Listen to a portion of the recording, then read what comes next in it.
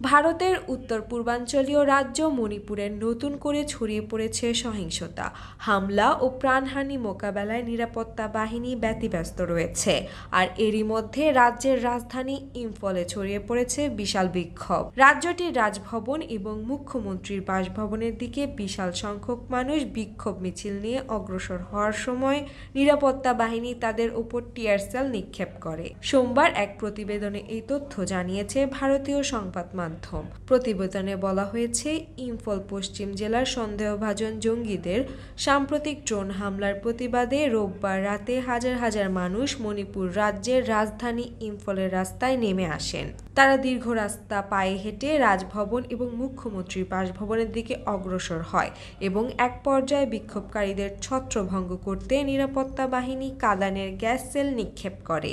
মূলত বিক্ষোভকারীদের সামনে অগ্রসর হতে বাধা দেওয়ার জন্য পথে ব্যারিকেড তৈরি করেছিল মণিপুরি পুলিশ ও কেন্দ্রীয় নিরাপত্তা বাহিনী।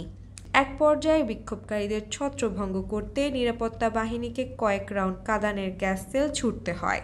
বিক্ষোভকারীরা মিছিল নিয়ে রাজভবন এবং মুখ্যমন্ত্রীর বাসভবনের কাছাকাছি, এমনকি পুলিশ সদর দপ্তর, মণিপুরি সচিবালয় এবং ভারতীয় জনতা পার্টির অফিসের কাছাকাছি অবস্থানে পৌঁছে গিয়েছিল।